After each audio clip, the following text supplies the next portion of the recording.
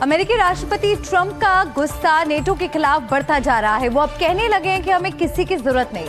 होर्मुज के मामले में ट्रंप के सभी मित्र देश उनका आवेदन ठुकरा चुके हैं।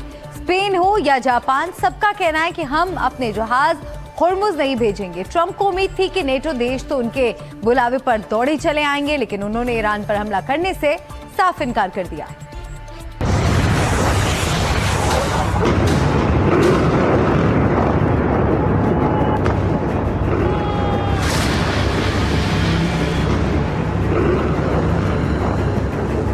हॉर्मुज का चक्रव्यूह, ट्रंप तोड़ेंगे अकेले।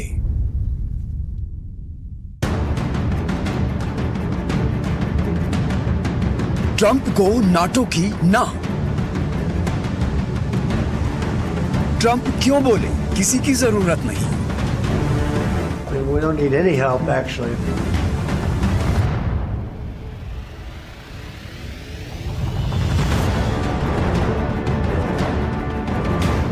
ट्रंप के साथ हमें किसी की मदद नहीं चाहिए। ट्रंप का सीधा इशारा नाटो देशों की ओर है, वो संगठन जिसका सबसे बड़ा सदस्य अमेरिका है। ईरान में हमले के लिए जब ट्रंप ने नाटो देशों का आह्वान किया तो एक एक कर सबने मना कर दिया। ट्रंप इससे भड़के हुए हैं। वो लगातार नाटो के सदस्य देशों को याद दिला रहे हैं कि हमने अरबों डॉलर की मदद की, लेकिन हमारे साथ हमारी जंग में आप शामिल नहीं होने आए। ट्रंप के लिए सबसे बड़ी मुसीबत स्ट्रेट ऑफ हॉर्मुज बना हुआ है, जहां तेल के व्यापार पर ईरान सवार है। यहां से गुजरने वाले हर जहाज पर ईरान की नजर रहती है। इस बीच अमेरिका ने हॉर्मुज में कब्जे को लेकर 5000 पाउंड के बम गिराए हैं। इसके बाद ट्रंप ने सोशल मीडिया पर एक पोस्ट में दावा किया कि ईरान की सैन्य क्षमता ध्वस्त हो चुकी है और उन्हें अब नाटो देशों या किसी अन्य से सहायता की आवश्यकता नहीं है। ट्रंप का कहना है कि हमने उनकी इतनी मदद की, लेकिन वो हमारे साथ नहीं आए। Agreed with us, but they don't want to, despite the fact that we help them so much, we have thousands of soldiers in different countries all over the world, and they don't want to help us, which is amazing. I mean, amazing. And I didn't do a full court press because I think if I did, they probably would be. But we don't need help.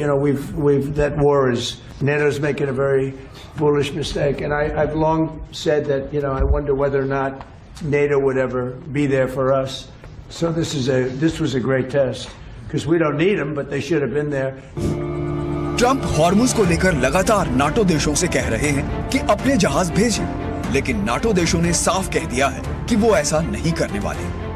NATO के अलावा America के दूसरे मित्र देश भी जंग में शामिल होने या हॉर्मुज में जहाज भेजने के लिए मना कर चुके हैं। Spain, Germany, Britain, Italy, France, Greece, Switzerland, Netherlands, Finland, तुर्की, ऑस्ट्रेलिया, जापान और दक्षिण कोरिया साफ शब्दों में ट्रंप को मना कर चुके हैं।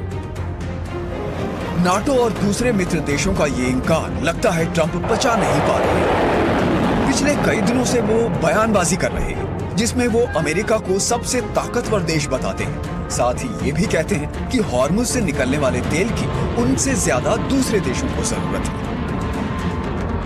We don't need anybody. We're the strongest nation in the world. We have the strongest military by far in the world. We don't need them. Strongly encourage other nations whose economies depend on the Strait far more than ours. We get less than 1% of our oil from the Strait, so we want them to come and help us with the Strait.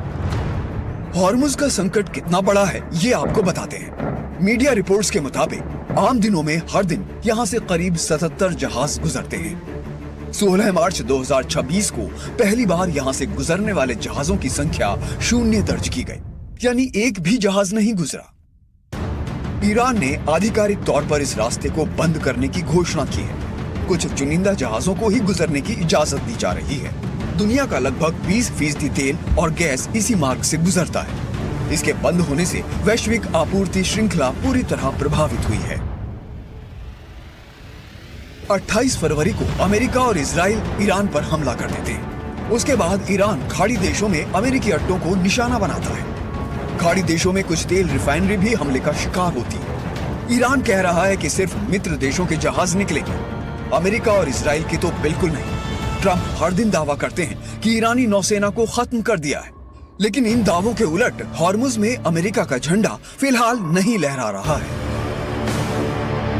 Bureau report, NDTV India. और इस बीच एक बड़ी खबर मिल रही है। PM Modi ने Kuwait के Prince से बात की। पीएम मोदी ने कुवैत पर हुए हमले की निंदा की। पश्चिम एशिया के हालात पर बातचीत हुई। दोनों नेताओं ने हालात पर चिंता जाहिर की। शांति के लिए कूटनीतिक जुड़ाव जरूरी है, क्षेत्रीय शांति और स्थिरता बेहद जरूरी है। तो कुवैत के प्रिंस से प्रधानमंत्री मोदी की ये अहम बातचीत हुई है। क्षेत्रीय शांति और स्थिरता बेहद जरूरी है, ऐसा पीएम की तरफ से कहा गया।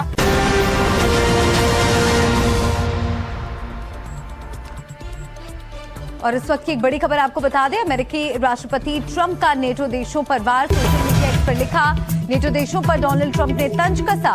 नेटो के कुछ देशों को गैर जिम्मेदार सहयोगी बताया। हॉर्मुज स्ट्रेट के इस्तेमाल को लेकर तंज कसा।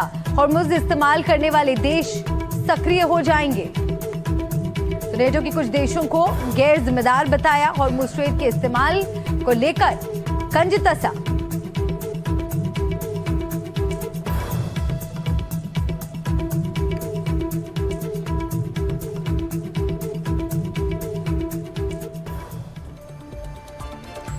और क्या ईरान के हमले में अमेरिकी जंगी बेड़ों को नुकसान उठाना पड़ रहा है?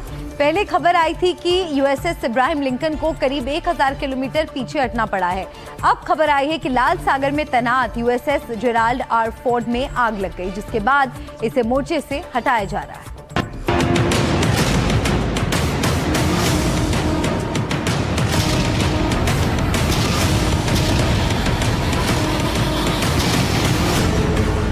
अमेरिका ने ईरान को घेरने के लिए लाल सागर से अरब सागर तक अपने शक्तिशाली जंगी बेड़े तैनात कर दिए, लेकिन अब ये कहा जा रहा है कि उन्हें पीछे हटना पड़ रहा है। यूएसएस जेराल्ड आर फोर्ड दुनिया का सबसे बड़ा जंगी जहाज अकेले दम पर किसी देश को तबाह करने की ताकत रखता है, लेकिन रिपोर्ट्स के मुताबिक इसमें आग लग गई, और आग भी ऐसी कि इसे लाल सागर में अपना मोर्चा छोड़कर पीछे हटना पड़ा। सवाल ये कि यूएसएस जेराल्ड आर फोर्ड में आग कैसे लगी? क्या कोई हादसा हुआ या ईरान ने बनाया निशाना? इसे लेकर कई तरह के दावे किए जा रहे हैं, सफाई दी जा रही है। कुछ दिन पहले यूएसएस जेराल्ड आर फोर्ड पर आग लग गई थी। ये आग लॉन्ड्री वाले सेक्शन में लगी और इसकी वजह से 609 सैनिक बिना बिस्तर के फर्श पर सोए। ये आग करीब 30 घंटे तक जहाज पर लगी रही। अब ऐसा कहा जा रहा है कि मरम्मत के लिए इसे वहां से हटाया जा रहा है। जानकारी के मुताबिक इसे अस्थायी रूप से ग्रीस में खड़ा किया जाएगा। ग्रीस के क्रेट द्वीप पर यह खड़ा रहेगा, यानी जिस जहाज को ईरान से जंग के दौरान इस्तेमाल करना था उसे अब मोर्चे से हटाकर मरम्मत के लिए खड़ा किया गया है। जहाज को लेकर कई तरह की रिपोर्ट्स पहले भी आई थी। इसमें टॉयलेट की दिक्कत बताई गई थी।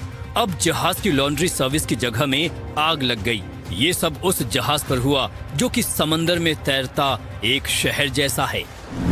राष्ट्रपति जेराल्ड फोर्ड के नाम पर अमेरिकी युद्धपोत का नाम यूएसएस जेराल्ड फोर्ड रखा गया है। ये अमेरिका का सबसे महंगा एयरक्राफ्ट कैरियर है। इसकी कीमत लगभग करीब $18 बिलियन है।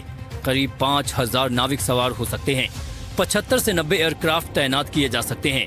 ये 337 मीटर लंबा है। इसमें 78 मीटर का फ्लाइट डेक है। F-18F और F-35F फाइटर जेट्स मिशन के लिए उड़ान भरते हैं। ये परमाणु ऊर्जा से चलता है।